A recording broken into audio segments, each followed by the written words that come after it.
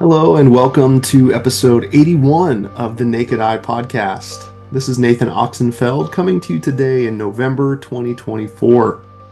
Really excited to share a recent conversation I had with Anna Bambridge, who's a natural vision teacher from Scotland. And she actually also happens to be the guest on this month's Better Eyesight podcast as well. She and I got together and read the November 1924 Better Eyesight magazine, which covered some really interesting topics, including eye strain during sleep, how to reverse myopia, and how to use fine print to improve near vision, among other interesting topics that came up. So if you haven't listened to that, definitely check out the Better Eyesight podcast. And if you're interested in actually going beyond just listening to the podcast and actually getting an opportunity to join us for our monthly Better Eyesight League meetings on Zoom, you can join our Patreon at patreon.com/Better Eyesight. And Patreon just added this new feature where you can actually gift memberships to people. Since holiday season's coming up, that could also be an option if you know a friend or family member who might benefit from learning more about natural vision improvement. So definitely check out the November Better Eyesight podcast episode to get a even better look into Anna's teachings and the way that she teaches the Bates method based off the original articles.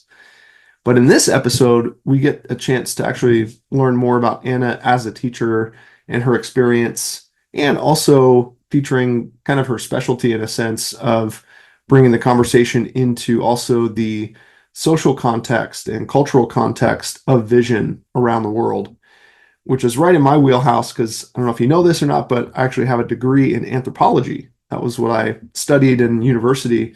Really fascinated with studying humans and cultures around the world and how different groups of people see things differently, which is probably one way why I'm in the vision world, which is all about how we see and about our perceptions, how that shapes our reality as well. So really excited for you to listen to this conversation, see where it goes. But real quick, just got two announcements about both online and in-person opportunities coming up.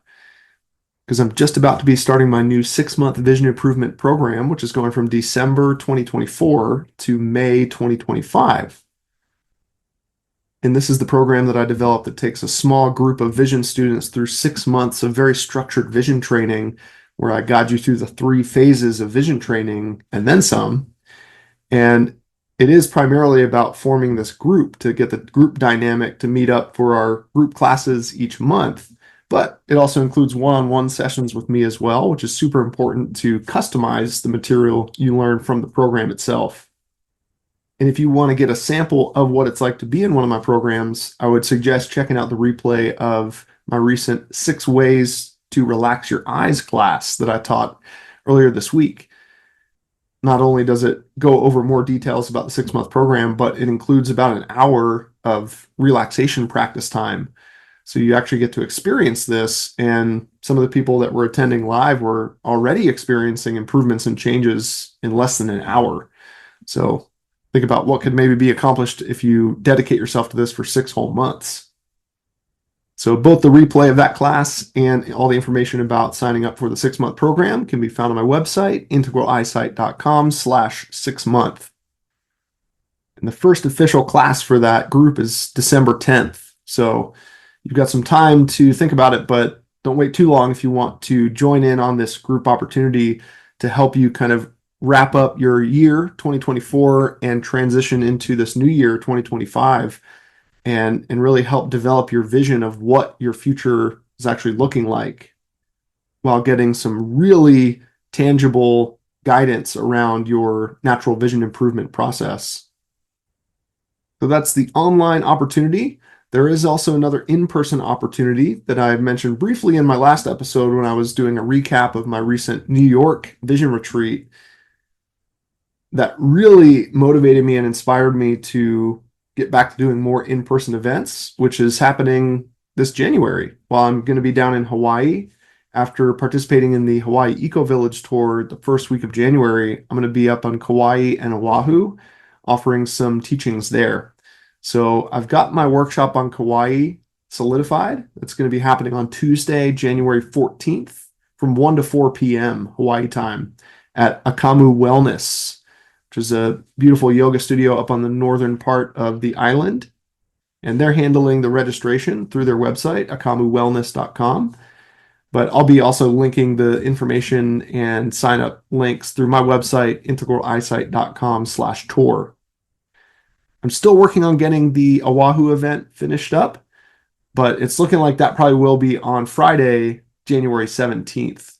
Whether that's actually at a space like the workshop happening in Kauai is, or there's a chance I may do more of kind of a public offering, an outdoor experience, maybe like a vision walk on the beach in Waikiki or something like that. So I'll be adding all this within the next few weeks as I finalize my plans so that you can also look into these options as well. So I've got some ideas for some other in-person events happening later in 2025, but definitely wanted to start the year off, start a trend and begin just getting into the rhythm of actually setting up more of these workshops in person in addition to my online offerings. So stay tuned for that. I'll be announcing more events and details as they arise. But for now, I really want to jump over into my chat with Anna Bambridge to give you a chance to learn more about her and her work. And maybe it will also help you with your process of continuing to study the topics that natural vision improvement covers, whether it's the physical practices, whether it's some more of the mental understanding, which sometimes listening to these conversations really helps connect you with. But keep in mind, if you ever have any kind of questions or feedback, don't hesitate to reach out, even if you're suggesting topics and ideas that you'd like me to cover in future episodes. Always love hearing what you're interested in learning more about. So make sure you're subscribed to the Naked Eye podcast on your podcast apps or on my YouTube channel so that you don't miss any of the new episodes coming out. And I hope you enjoy this conversation with Anna Bambridge.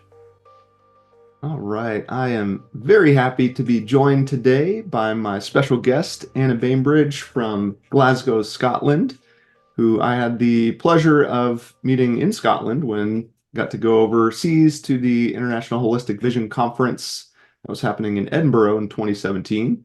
My first time in Scotland and my first time meeting a bunch of people over in that area.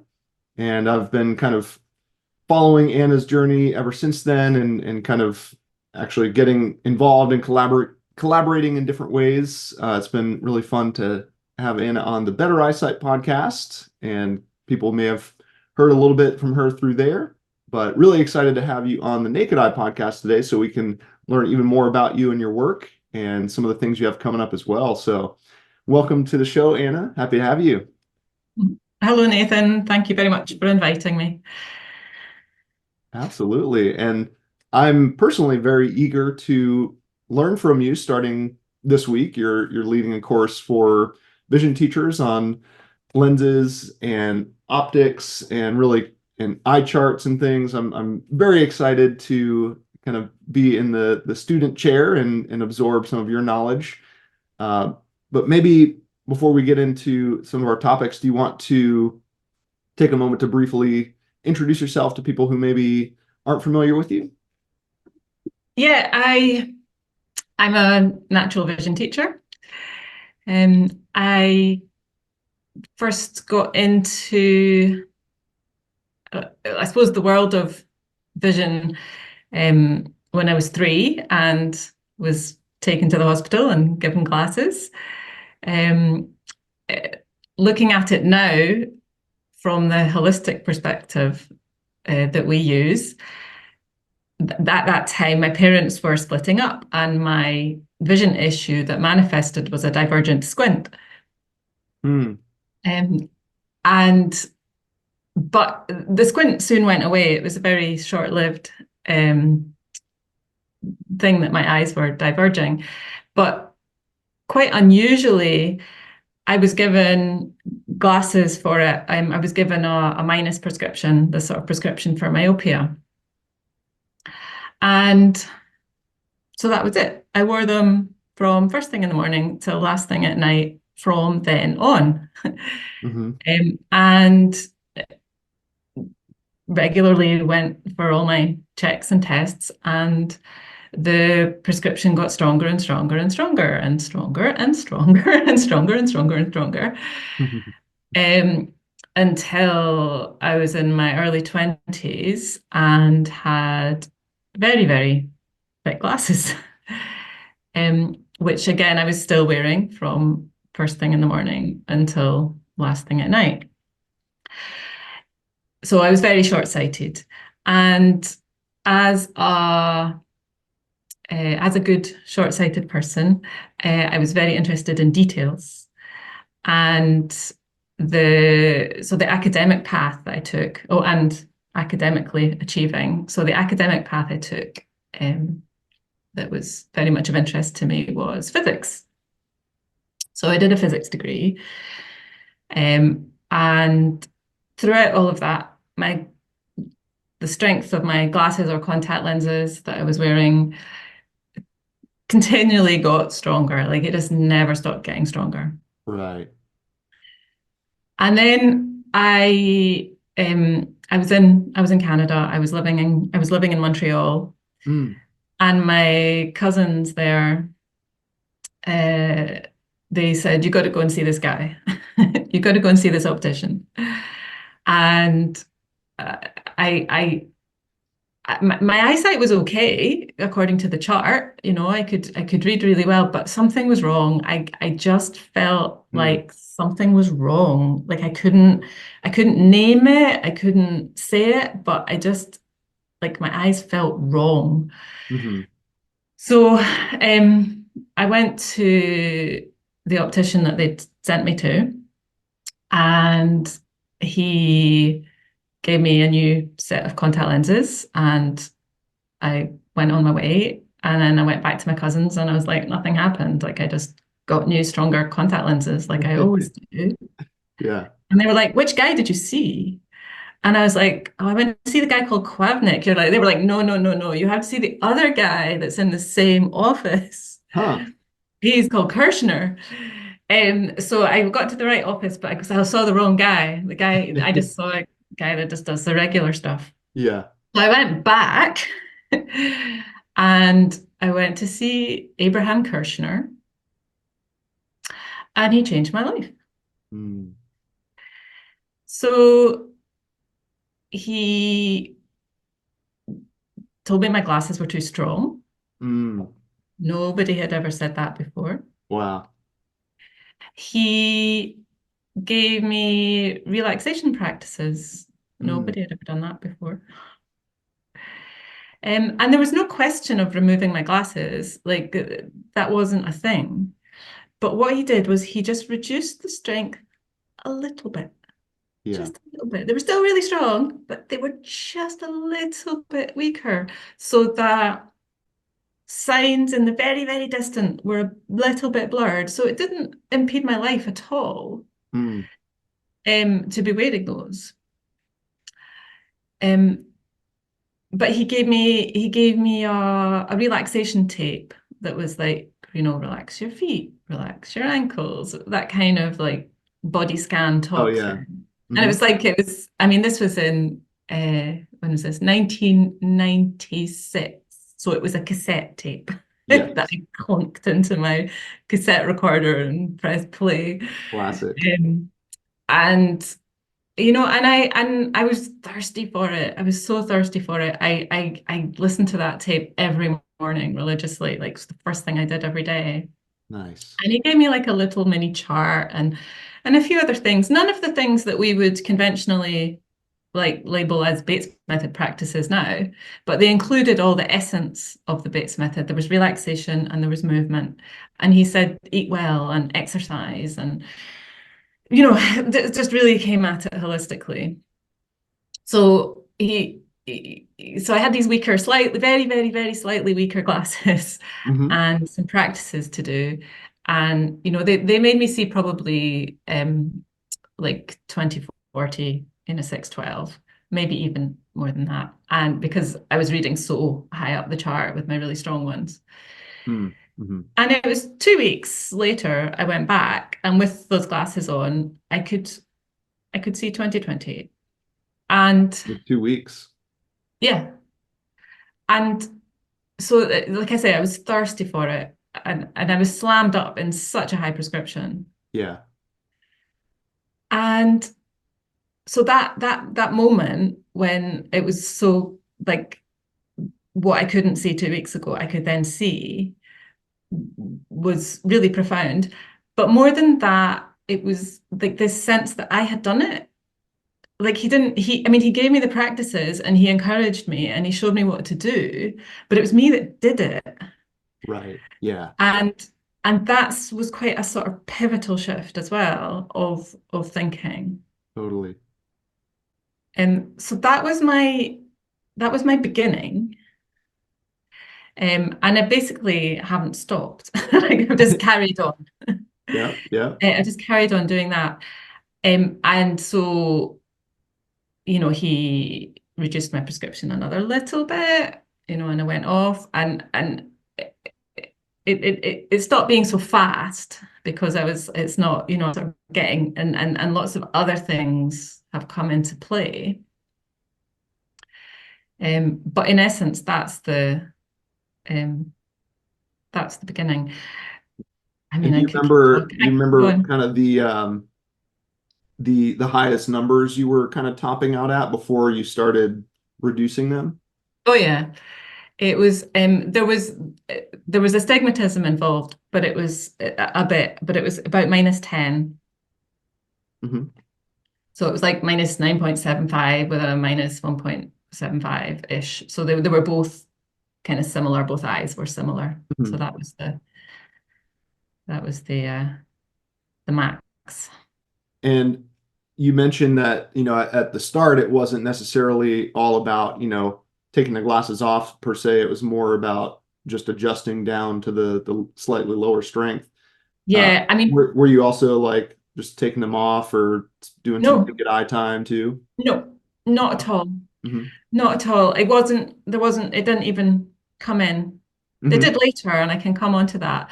But what did happen was that I'd always been into doing massage and yoga, and I'd always been aware of a lot of back tension and shoulder tension. And Mm. what happened is I started feeling changes there.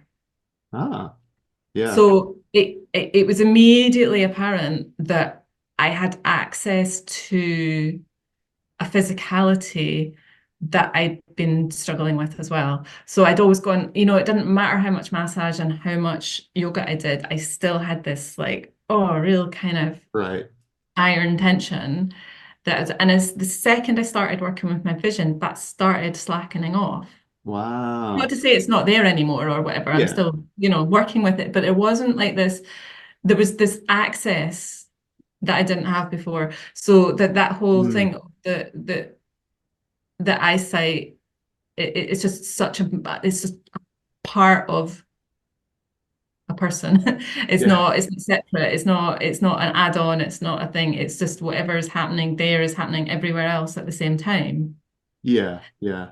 So that kind of deep holistic perspective was again immediately apparent.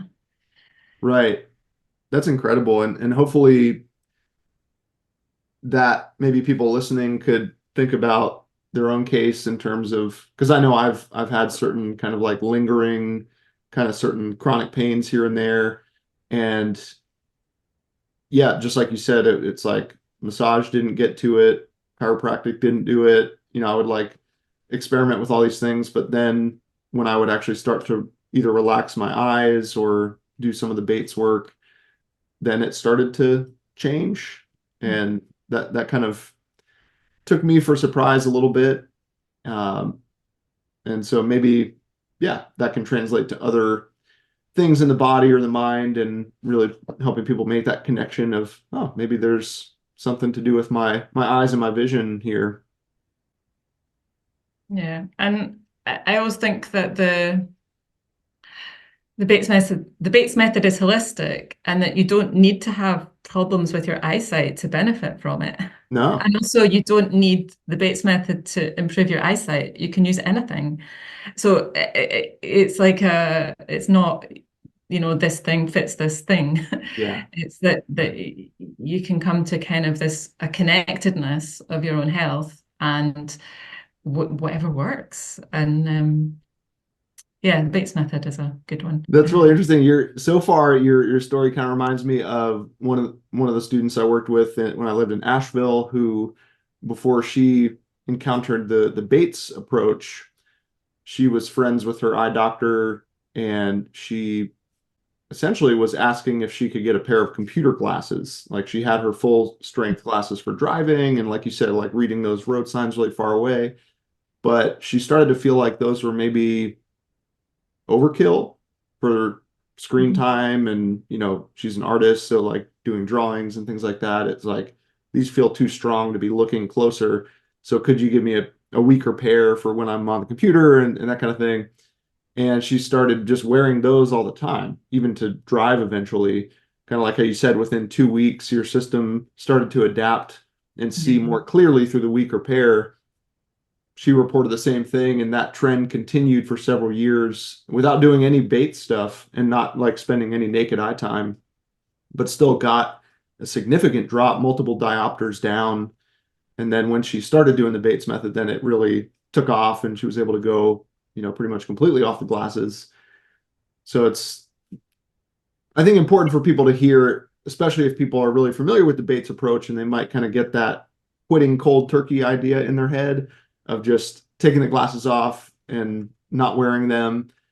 Can be important to hear that sometimes the improvements not only can still come, but sometimes come faster when we are using the right kind of lenses or under correction or those kinds of things.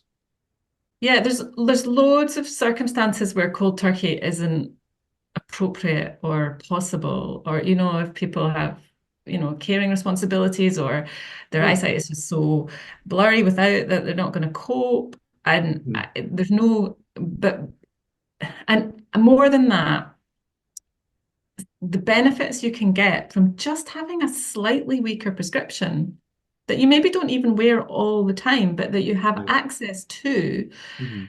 that it's just a little bit relaxing. And Yeah. that you're not always having to be in that big prescription, that maybe you need that. Maybe there's times when you need that. You're driving at night, you're new, you're stressed, something's big going on. Not to feel like you have to do everything all at once, but just to Yeah. Right. have access to choice, and to, Yeah. to, to claim your own choice in how you want to be seeing. Hmm. I think that's huge. Like, because I guess the way it's kind of set up now, the optical system is, it gives you maybe less choice. It's like you've got one option, you've got this pair of glasses, and it's like, does that really fit all these different situations and scenarios? Maybe not. And how empowering it can be to be like, this is how I want to see right now. This is how I want to see right now. And really, yeah, giving that choice back to the individual, I think, is huge. So when I moved back to Scotland after being in Canada, I started my work with vision teacher Aileen Whiteford. Hmm. And there, two things happened. One, I did start having time without my glasses completely. That started to become a thing, Uh-huh. Yeah. which was really interesting in itself. And the other thing was, when I couldn't have that, there was an optician there who was friendly, who worked with Aileen quite a lot, and he helped me to choose my own prescription. So he had a really lovely big uh, office, and usually you get tested in the dark, and it's small, and you're like in a cupboard and mirrors and lights. Hmm.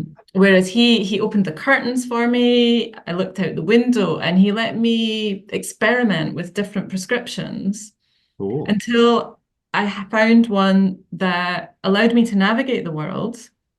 So that I could feel safe and I could Hmm. read enough of what I was doing, but I had a little bit of blur so that I could still play with my vision. Hmm. Um, and the difference in that was huge as well, in that I had a say. So I remember Aileen said to me that between the three of us, me, her, and the optometrist, we would work out what my prescription would be. So there was like this community of care Yeah.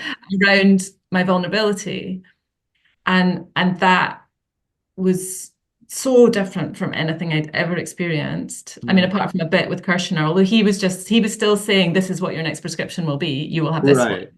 Right. Whereas, and then after a few of those, I'd got more into it to be able to make um, decisions about it myself, about how I would want that. Wow.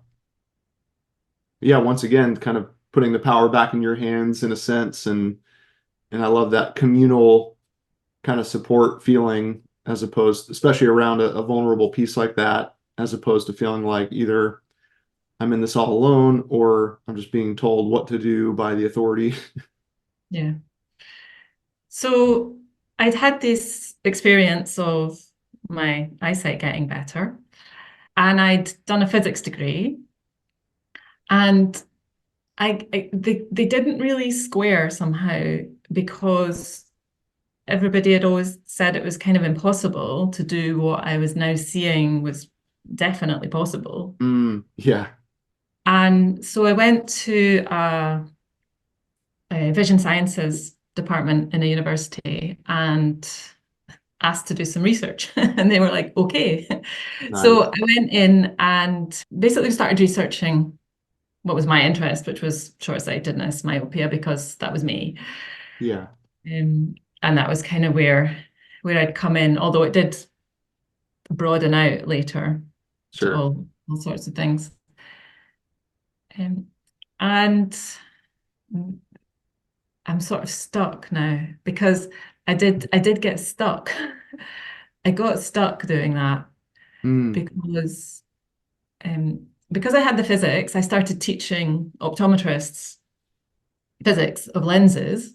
So mm, I was part of the teaching staff. That I'm there, well, teaching assistant in the labs. That all the students mm, did lab time. right. So I was sort of in the belly of the beast, if you like.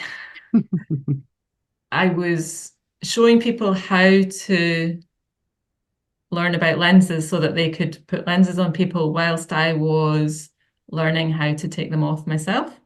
Right. And there's a kind of deep disconnect in Yeah. all of that. And the the nature of it. I mean, I was setting up a clinical trial of the Bates method. That was basically what I was Uh-huh. doing. Yeah. So I had a control group, and I had a group who were coming in and learning the Bates method with Aileen. So Aileen Whiteford came in and helped as part of the study. Nice.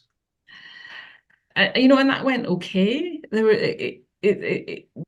a lot of it was very problematic, and a lot of it was quite stressful for me personally. Hmm. So I'm very disconnected to what I do now in Hmm. lots of ways. So I don't I don't have a ready-made story about what that time was. Yeah. It was 1998 Hmm. to 2001. So it's yeah, over 20 years ago now. Yeah. And I what I was trying to do what I was trying to do was figure out why I'd been given glasses in the first place. I think that's why I was there. Mm. I was trying to figure out why I've been given glasses in the first place, and I was also trying to show people that it was possible to make changes in the way that you can see. Yeah, So that's I what I had was going to these, ask was since you mentioned you had that feeling of, people are claiming this is impossible. Maybe if I can do this study, I can kind of push back against that and maybe create some glimmer of possibility or hope in the My world. young self thought that, yes. Yeah. And it was I just really um and I think what to communicate now, 20 years later, is that still, as was the same in Bates's time, it was the same 20 years ago, and it pretty much is the same now, Mm. is that the Bates method is very much on the fringes. The idea that vision can improve is very much on the fringes. Um, all my kind of intellectual integrity from having a physics degree kind of melted away because I was into this thing that was a bit wacko. And that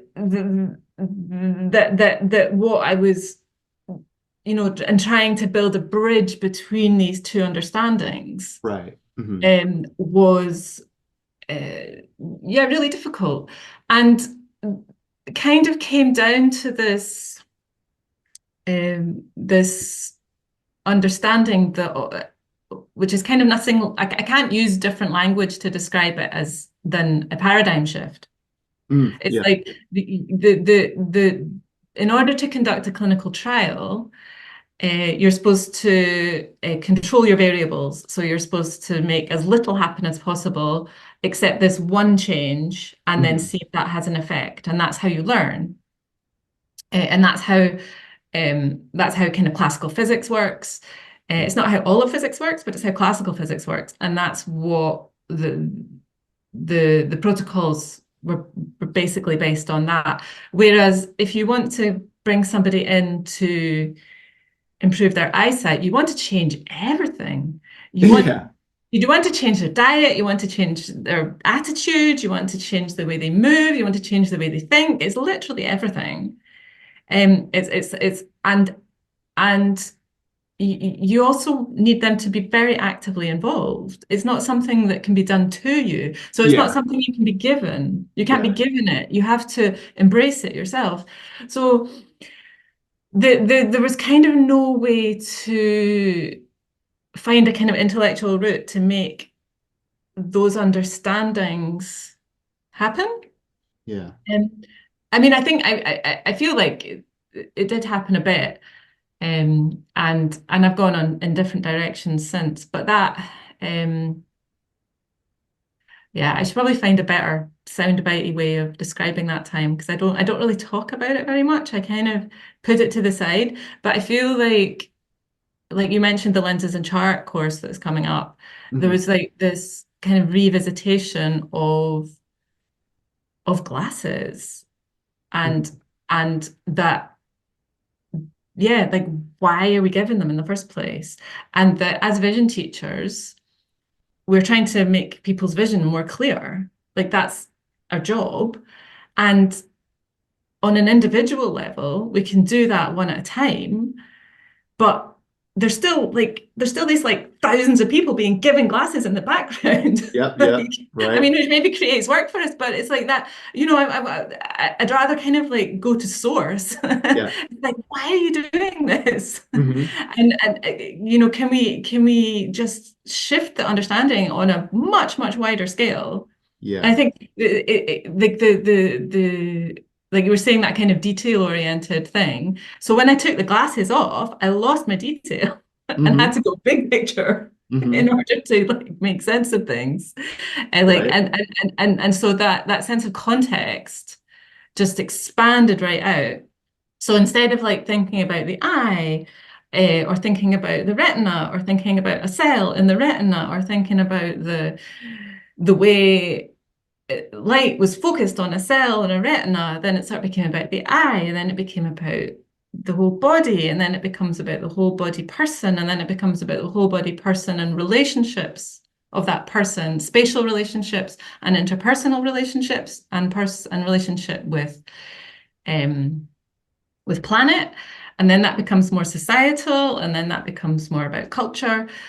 And that that that that you go, oh, wait a minute, we were just talking about glasses. Why is it gone this way? And yet it does all link in. Yeah. Yeah, and thinking of any kind of historical or societal shift, I think it has to generally align with some bigger paradigm shift. It's probably starts on that individual grassroots level, but for it to kind of reach the wider humanity, yeah, I really appreciate that term. And I just got finished reading your piece about seeing details in context. And I think, which hopefully people will be able to read sometime soon if you add it to your website, because one of my favorite things about it was actually kind of uncovering the history of glasses and really starting to get people thinking about the why behind it. And I love how multiple times you've brought that up today, how that's been an important question in your process of really getting to the bottom of where these glasses came from in the first place and why they were put on me and what kind of, impact does that have on my life and my relationships and my development and everything. Because at this point, they're so ubiquitous and so normalized and um, maybe I would even say like innocent. People Mhm. really, most people have no kind of negative connotations to glasses. If anything, it's kind of this savior for a lot of people that, it really improves their lives at first. But I just really appreciated how you kind of put it into context in terms of not only the origin of the glasses, but what I was really intrigued by was also this kind of effort by the Better Vision Institute to kind of indoctrinate the general public and kind of create a paradigm shift back then of kind of pushing people towards glasses and making people feel less self-conscious about wearing them and really building this idea that people who wear glasses are smarter and more, quote, civilized.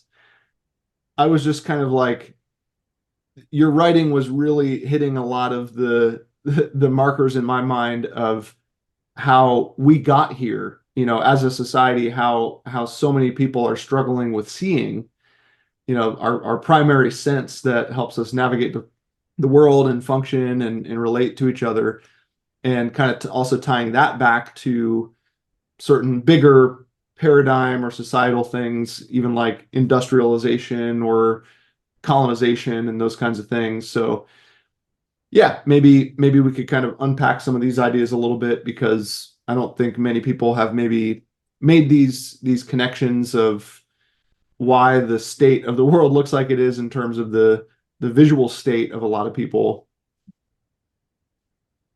I find that, again, we're vision teachers. Our work is to improve people's eyesight. And there's something about that which is so much a mental process. And so much of it is that you have to believe it's going to work to make it work. Hmm. It's not something that can be done to you, and it's not something that doing 100 exercises is going to make happen. That might help ease the path, but you need this mental shift. Hmm. And part of that is to believe your eyes and believe that it's possible. But when you're living in a society that mostly says that if your eyesight goes a little bit blurry, you need to go to the optician and get glasses, then it's really hard, even if you have an inkling that it might be possible, it's really hard to shift into that mentality that, no, this is a real thing. This is a real thing that we do. And so looking at all these broader ideas that you bring up, I see it as part of my work as a vision teacher to just go, look, this is a real thing. And this is how all these other ideas have manifested in the world. And this is why this one is better. Like, Yeah. this is like why this is why we do what we do. Yeah. Um, and and a lot of that stems back to when I was researching at the university, and I was reading all the papers about short-sightedness, Hmm. and a lot of the learning was papers written about Indigenous people in colonized countries. Hmm. It kept coming up again and again in Greenland and North America and Nepal that the actually I don't think the Nepal paper was quite colonization, but anyway, the point stands that I kept reading papers where there was this clean experiment where you had an Indigenous population with good eyesight that within a generation had really poor eyesight. There Yeah. was like the incidences of myopia, and again, I'm still talking about myopia here, Yeah. raw skyrocketed like in one generation. And the papers all talked about this in terms of the introduction of schooling and near work. And Yeah. I just, More reading and indoor time and yeah, and that's what had caused that. And but then I was thinking about vision issues as being holistic and yeah. about having an emotional component and a relational component. And I was thinking, well, colonization, it doesn't just bring schooling, it sort of brings a lot of destructive forces into people's lives. And that but nothing of that was ever mentioned in any of the papers in any sense. But it just got me thinking. And then when I read in Bates's books, where he talks about now he uses a different language to how we would talk today, and that the word that he uses is savage versus civilized people. So that's just the language of his time. But that he talks about there being and again in his language he uses it as central fixation as being Indigenous people having better eyesight than civilized people, which slightly goes against the point of the studies. But nevertheless, there's still some sort of interest in what it is that brings people clarity and something about civilization Hmm. or kind of industrial progress or these kind of things, which seems to kill a widespread clarity in the population. Yeah. And that looking at and looking at these kind of things as a social epidemic rather than as an individual problem seems to be really important to me because it also takes off there's a lot of it takes the pressure off individuals as well because you're kind of Sure. like you're like, oh, I can improve my vision if only I changed my habits. If only I changed my habits, my vision would improve. And that's like it's so much pressure and it's so hard and it's not necessarily true. And it becomes like the diet industry or like this sort of exercise industry becomes this kind of thing of like, oh, buy this thing, do this exercise program. And I really want to counter that narrative.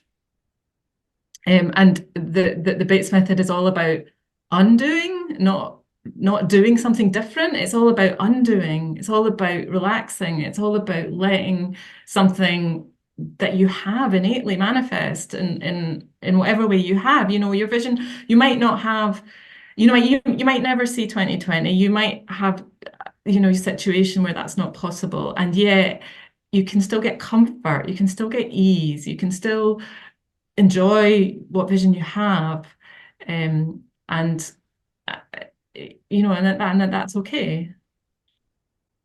Yeah. Not to mention the inner clarity that people achieve through this process, like the insight and the intuition, and maybe some of this stuff we're talking about, like the collective vision or the greater vision, beyond just the individual. I also was intrigued that in your paper you brought up how things like shamanism and witchcraft and things like that got sort of devalued, which were very important parts of the indigenous community and experience. And that's a type of vision, that goes beyond like, the shaman wasn't chosen as the shaman because they could see the 2010 line on the eye chart. It's like they had this other type of vision that really is kind of missing in our civilized society, and it just gets you wondering, what are we putting the value in? Is it all super individualistic like that, and it's just what I see versus, what about the rest of the group and the community piece. There's something about, yeah, what is valued as information, what is valued as knowledge. Where's when I was researching, my office nickname was Charlatan. And it was a joke, haha, but it's kind of like, oh, wait a minute, and that kind of jokey, um, putting downness, which, Yeah. which things like shamanism or, other cultural practices or sort of indigenous sciences and Mhm. all these kind of practices which have such a lot of value, but haven't been given sort of intellectual credibility. And it's just, yeah, I feel like having experienced with the Bates method, like a sort of similar kind of, because Bates himself, he was struck off. He was completely outcast from the medical establishment, and so it almost sort of fits into that bracket of things which are seen as quackery.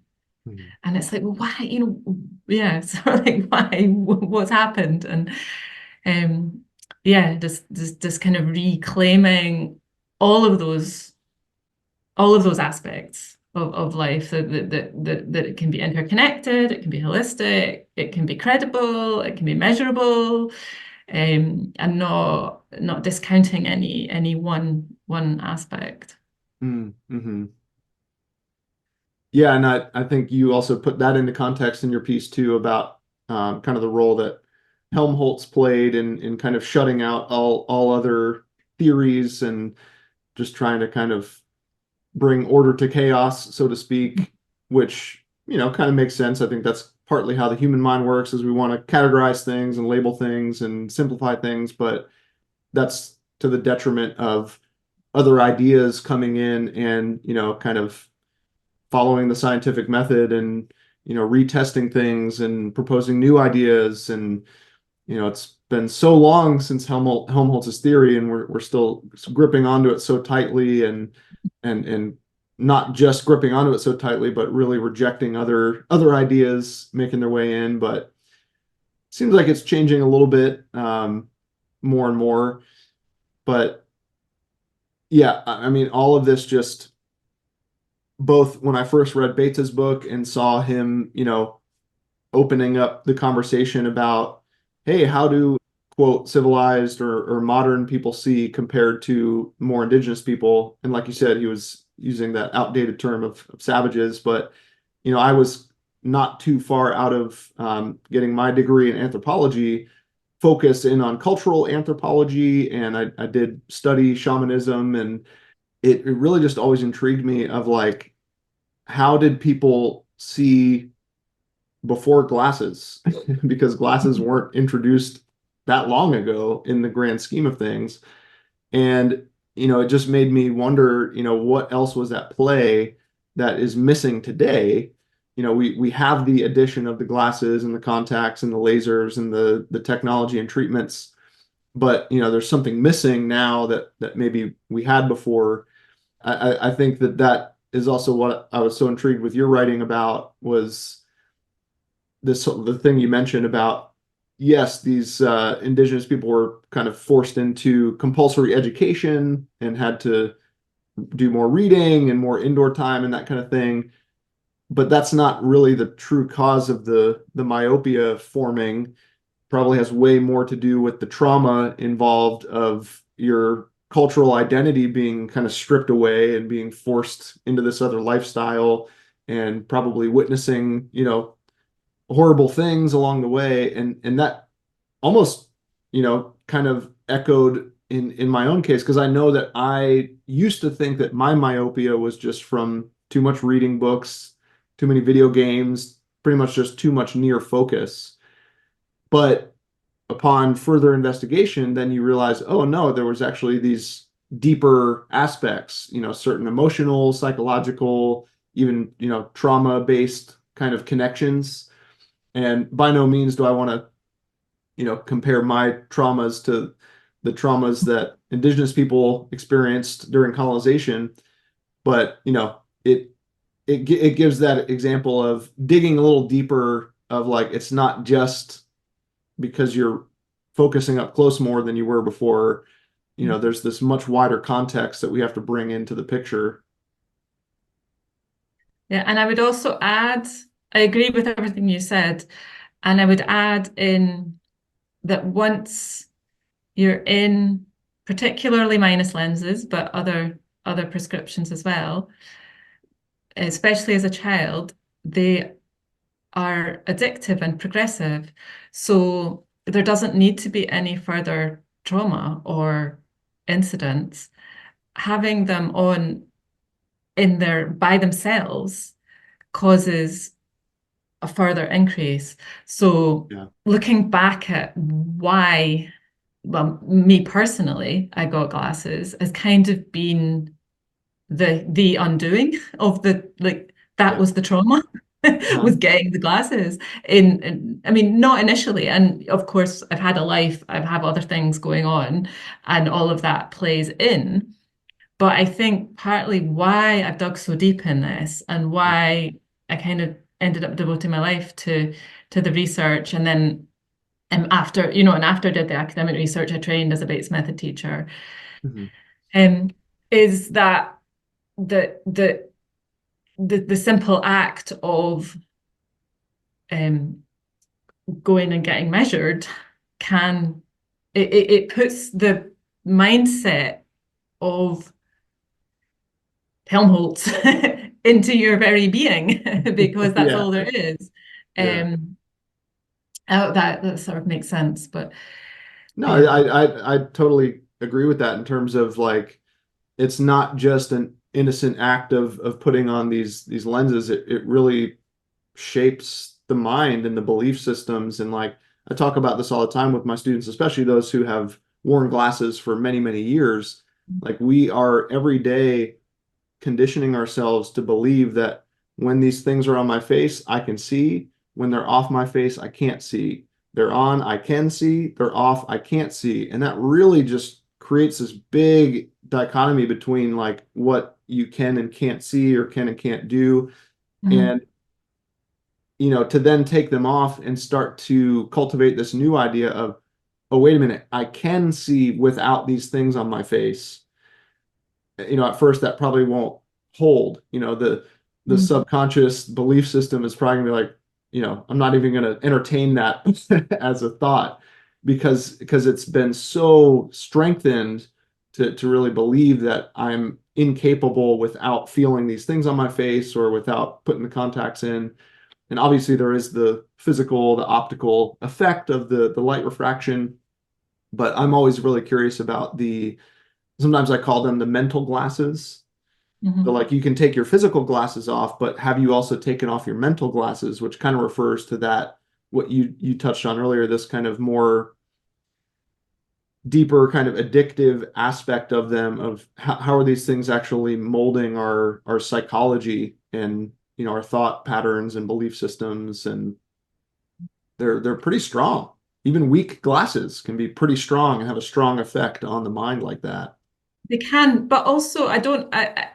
Although we're Bates method teachers, we're passionate about this.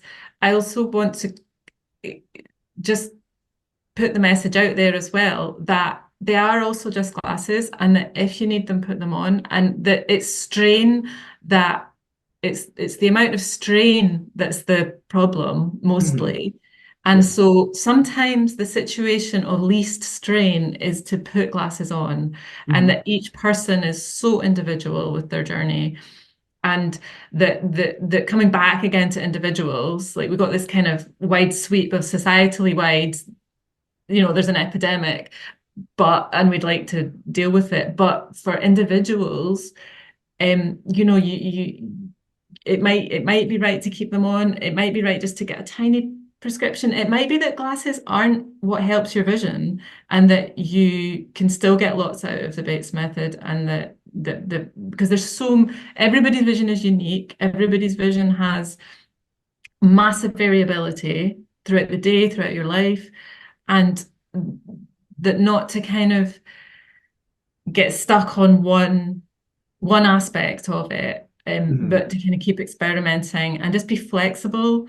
To know that you can be flexible, to know that vision can improve, to know that you might not see completely clearly or 20/20 or whatever that is, and but that there is benefit to embracing some flexibility.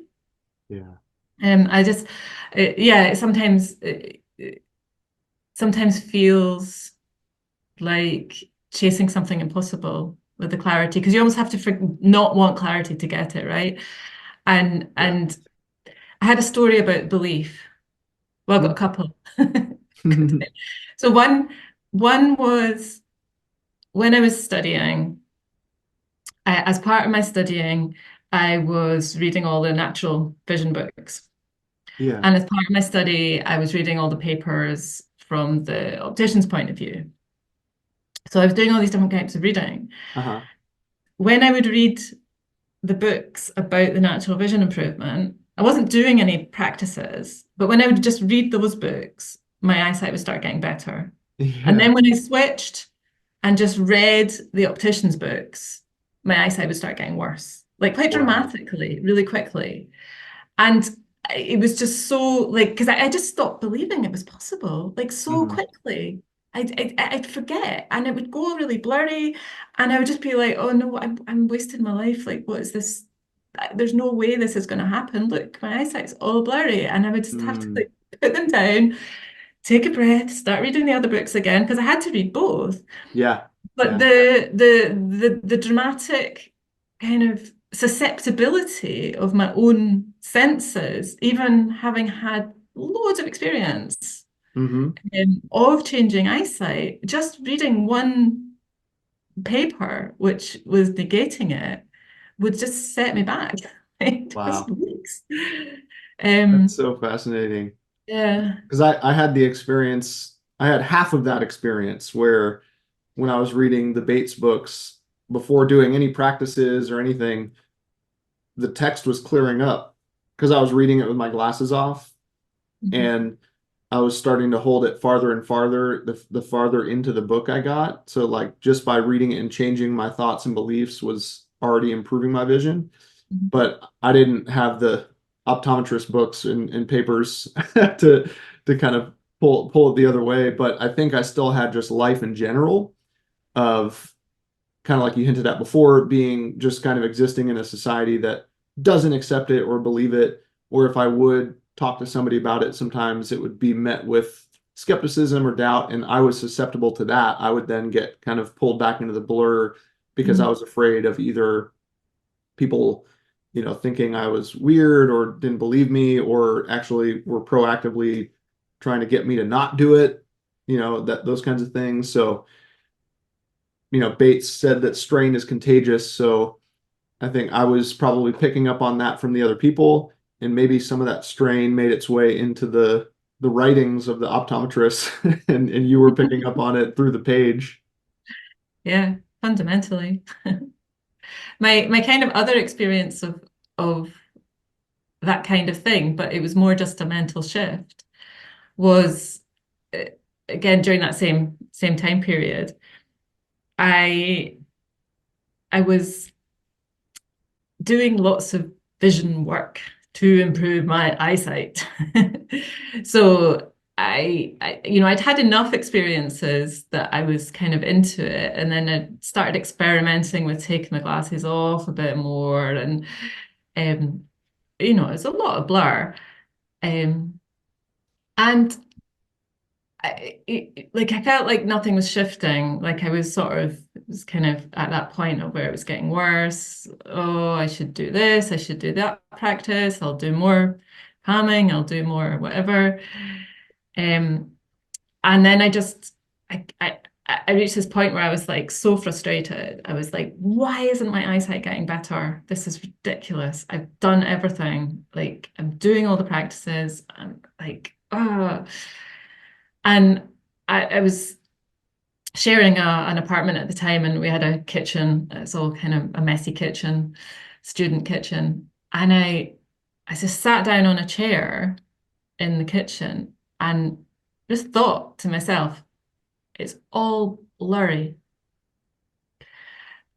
And something about the honesty and the clarity of that thought, I got a clear moment off Mm-hmm. the back of it after kind of weeks of like frustration.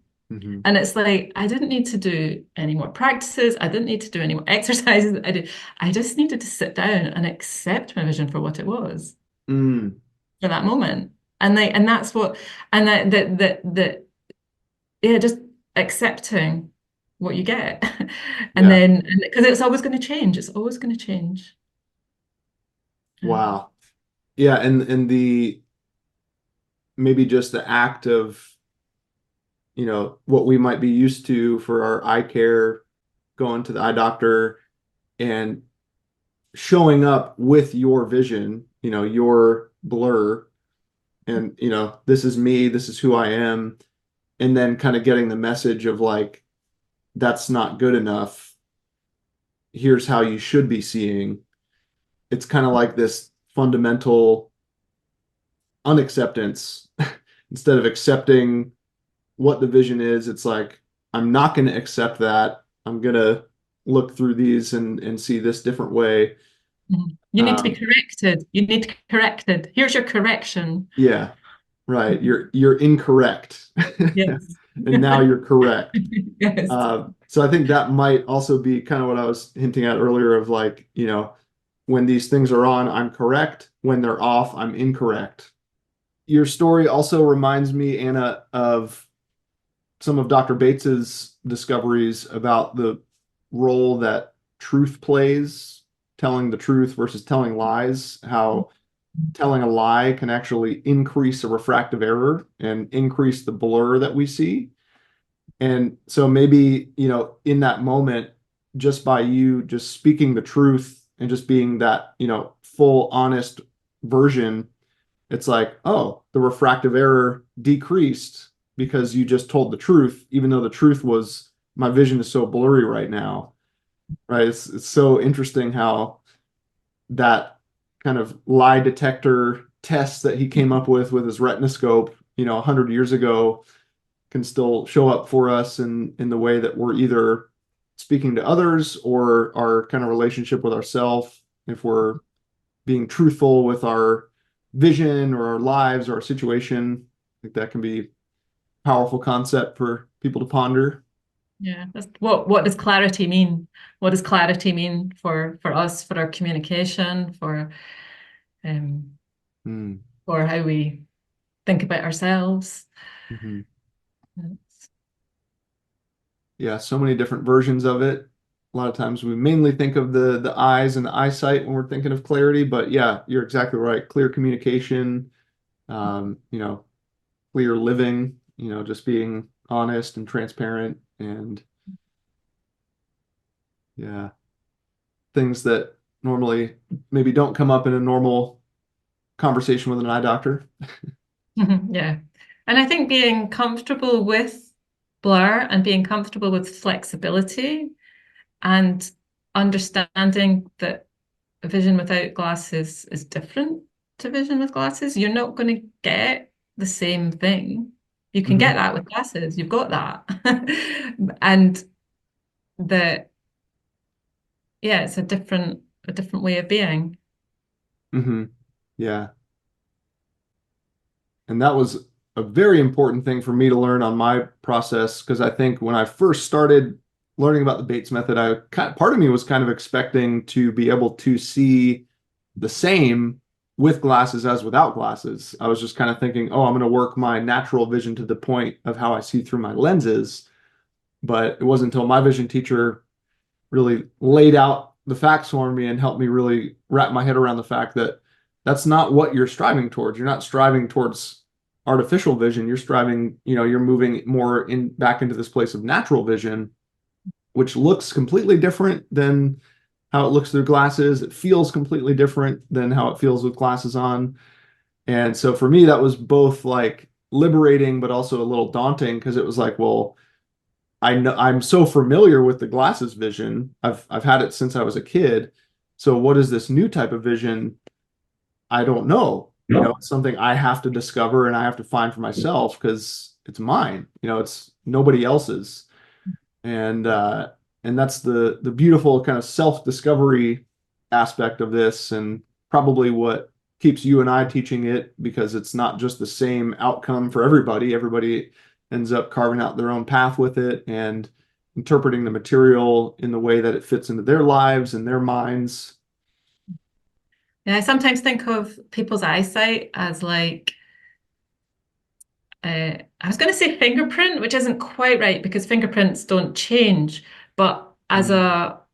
maybe a kind of blueprint or a mirror for for themselves, but also that everybody is completely unique in how even two Yeah. people who have 20/20 vision and good functioning eyes it will, have a different tone of color perception, or will be slightly lean to one side or the other, or will favor looking at a certain distance, or will always jump over that point on the right that they never really look at, or and it, but it won't affect their vision, and that even yeah, you don't like I said at the beginning, like you don't need to have a vision difficulty to benefit from the Bates method because there's all this. I sometimes do workshops with dancers and artists who tend, not always, but tend to have a kind of better vision than say academics, and because they're always moving and working with relaxation as one of their tools. Mm. Mhm. I work with them on using the Bates method for visual awareness, for spatial awareness, for color awareness, for visual relationships, for using the Bates method as a tool to kind of go deeper into a creative process. Mm. Because it accesses depth, it accesses context, it accesses flexibility. So it's like using the Bates method not for just vision improvement, but for as a creative tool in lots of other ways. Yeah. Yeah, and the kind of reactivation of the imagination and the creativity within and all that good stuff. And I also appreciated that part of your paper that, kind of breaking down Dr. Bates's central fixation chapter, because yeah, the original title of his book, The Cure of Imperfect Sight by Treatment Without Glasses, immediately makes you think, and even the more updated one, Perfect Sight Without Glasses, just makes you think originally of the eyes and the vision and the eyesight. But even just in that central fixation chapter, it goes from that more kind of anatomical retina, optic nerve, eye organ explanation into this more holistic view of it, of like, well, this isn't just about seeing more clearly with your central vision.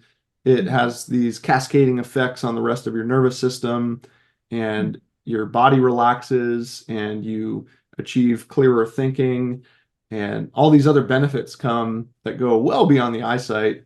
And it is an eyesight skill. It is something we're kind of modifying the way that we're looking at the world. But so amazing to explore and feel those other extraneous impacts that we get.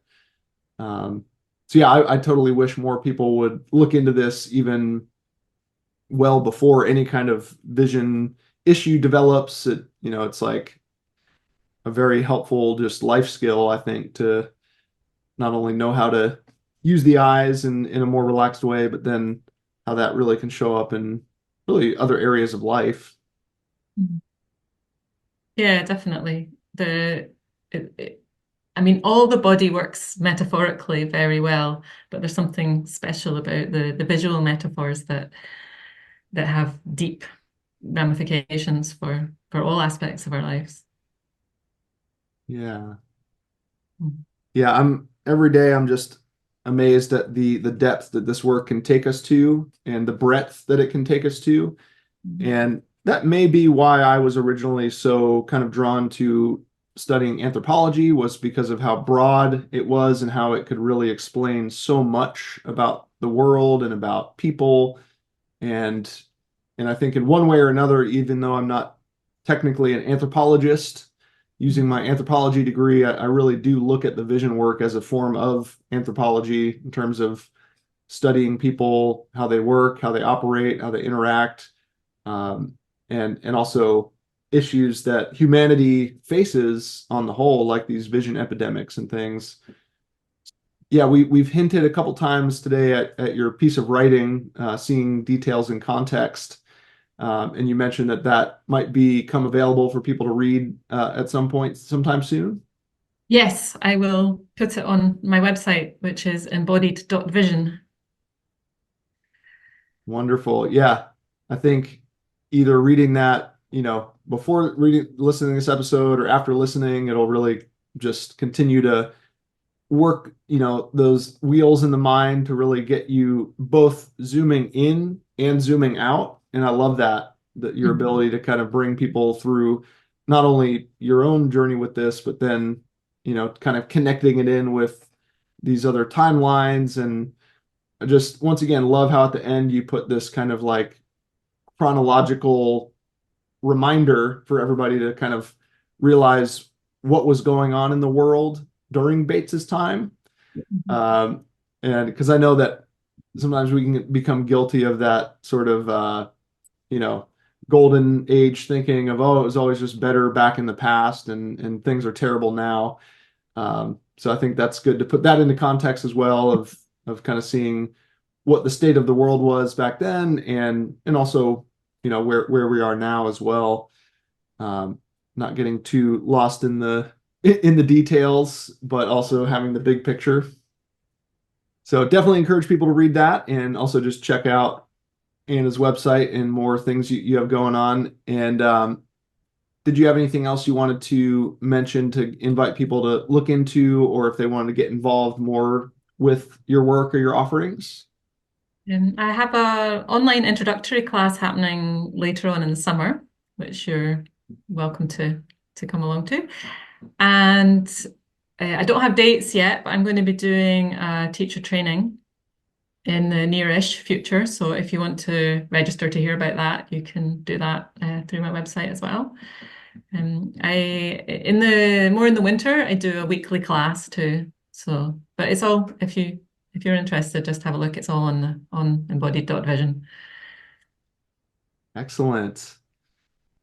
Yeah. And like I said before, if you haven't listened to Anna's appearance on the Better Eyesight podcast, that was a very enjoyable listen. I really enjoyed that episode with you and Esther. And hopefully we'll get you looped back in to get back on that show again soon too. Oh yeah, I'm scheduled for November, I think. Yeah. Awesome. Well, I was really looking forward to this, getting a little bit of a better picture of your experience, and it's just I think really helpful for people to hear how many different ways you can go about this, and really appreciate you sharing some of the details of your journey and some of your focus over the years. I think you've made some very cool contributions to the community and are continuing to get us thinking in new ways and helping us kind of embrace these paradigm shifts that we're suggesting people continue to implement and experiment with. So thank you so much for coming on today. This was a very enriching discussion, a little different than the ones I've done before, but with my anthropological background, I was really excited to unpack some of these bigger concepts together today. Thank you very much. And yeah, thank you, Nathan, for creating a space that these conversations can happen in. Absolutely. Excellent. Well, hopefully people can consume some more of your materials and maybe even get involved with some of your classes and things like that. But otherwise, really appreciate everybody for listening, and we will see you again next month. Thanks, Anna. Thank you.